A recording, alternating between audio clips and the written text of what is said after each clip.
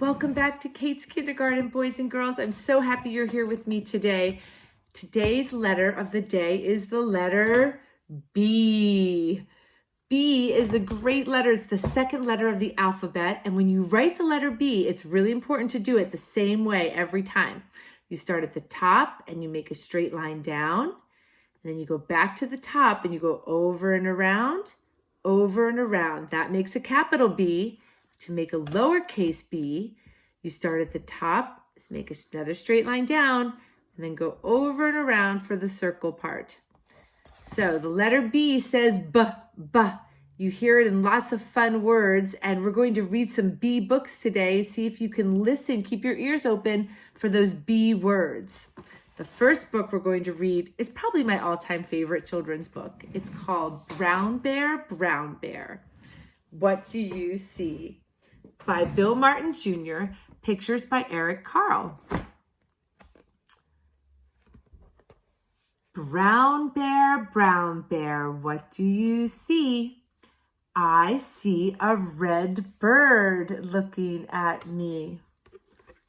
Red bird, what do you see? I see a yellow duck looking at me. There it is. Yellow duck, what do you see? I see a blue horse looking at me. Blue horse, what do you see? I see a green frog looking at me. There he is. What does the frog say? Ribbit, ribbit, ribbit. Green frog, what do you see? I see a purple cat looking at me. There it is, purple cat.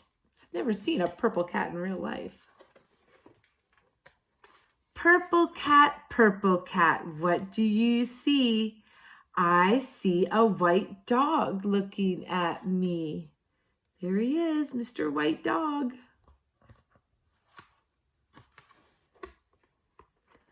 White dog, what do you see? I see a black sheep looking at me. Ba, ba. Black sheep, what do you see? I see a goldfish looking at me. Do I look like a goldfish? Goldfish, what do you see? I see a teacher looking at me. Does that look like me? Does that look like Teacher Kate? Teacher, what do you see? I see children looking at me. And that's the story, Brown Bear, What Do You See? By Bill Martin Jr. and Eric Carle. My second B book is called The Three Bears by Paul Galdone. Bear, see the B? The Three Bears. And I'm going to read this in a silly voice, so be prepared. This is going to be a fun book. Once upon a time, there were three bears who lived together in a house of their own in the woods. One of them was a wee little bear, and one of them was a middle-sized bear, and one of them was a great big bear. They each had a bowl for their porridge. The wee little bear had a wee little bowl. The middle-sized bear had a middle-sized bowl. And the great big bear had a great big bowl. They each had a chair to sit in.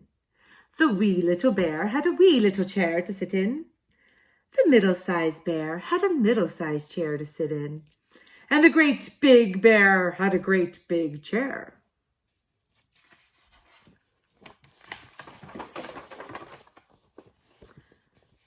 And they each had a bed to sleep in. The wee little bear had a wee little bed, and the middle-sized bear had a middle-sized bed, and the great big bear had a great big bed. One morning, the three bears made their porridge for breakfast and poured it into their bowls. But it was too hot to eat, so they decided to go for a walk in the woods until it cooled. While the three bears were walking, they had a visitor at their house. A little girl named Goldilocks came to their house. First, she looked in the window. Then she peeked through the keyhole. Of course, there was nobody inside, so Goldilocks turned the handle of the door. I would not recommend going into empty houses if I were you. Let's see what happens with Goldilocks. The door was not locked because the three bears were trusting bears. They did no one any harm and never thought anyone would harm them. So Goldilocks opened the door and went in. There was the porridge on the table. It smelled very, very good. Goldilocks didn't stop to think whose porridge it was. She went straight to it. First, she tasted the porridge of the great big bear, but it was too hot. Then she tasted the porridge of the middle-sized bear, but it was too cold. Then she tasted the porridge of the wee little bear. It was neither too hot nor too cold, but just right. Goldilocks liked it so much that she ate it all up. Then Goldilocks went into the parlor to see what else she could find.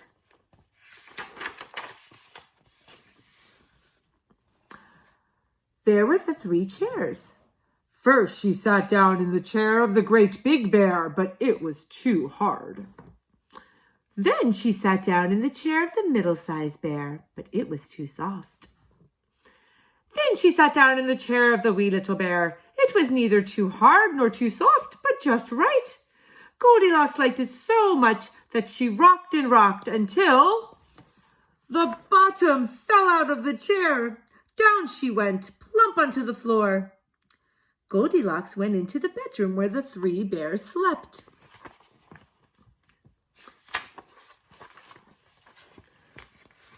First, she lay on the bed of the great big bear, but it was too high at the head for her.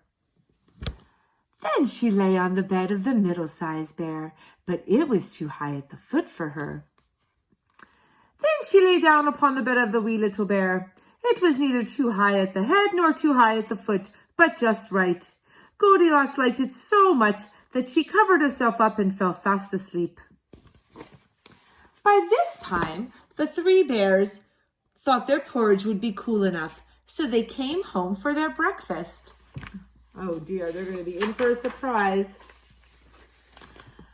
Goldilocks had left the porridge of the great big bear in his bowl. He noticed it first thing. Somebody has been tasting my porridge, said the great big bear in his great big voice. Goldilocks had left the spoon of the middle-sized bear in her porridge too. Somebody has been eating my porridge, said the middle-sized bear in her middle-sized voice. Then the wee little bear looked at his bowl. Somebody's been tasting my porridge, and he's eaten it all up, cried the wee little bear in his wee little voice. The three bears went into the parlor. Goldilocks had left the cushion crooked in the chair of the great big bear. He noticed it first thing. Somebody has been sitting in my chair, said the great big bear in his great big voice.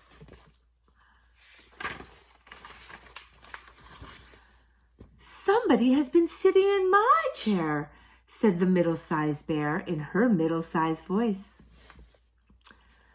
Then the wee little bear looked at his chair. Somebody's been sitting in my chair, and I sat right through it, cried the wee little bear in his wee little voice. The three bears went into the bedroom. The great big bear, Goldilocks had pulled the pillow of the great big bear out of place, and he noticed it first thing. Somebody has been lying in my bed, said the great big bear in his great big voice. Goldilocks had pulled the blanket of the middle-sized bear out of place. "Somebody has been lying in my bed," said the middle-sized bear in her middle-sized voice. Oh no. What do you think is happening here? Then the wee little bear looked at his bed. "Somebody has been lying in my bed, and here she is," cried the wee little bear in his wee little voice. This woke up Goldilocks at once. There were the three bears all staring straight at her. Goldilocks was so frightened, she tumbled out of bed and ran to the open window. Out she jumped, and she ran away as fast as she could, never ever looking behind her.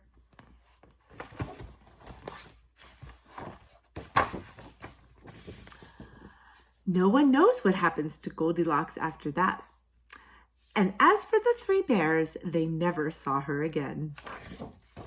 And that is the story, The Three Bears by Paul Galdone. Read by Teacher Kate with love. Thanks for coming again, boys and girls, and I look forward to seeing you back here very soon. Be kind, be friendly, and be helpful in all you do. Have a good day.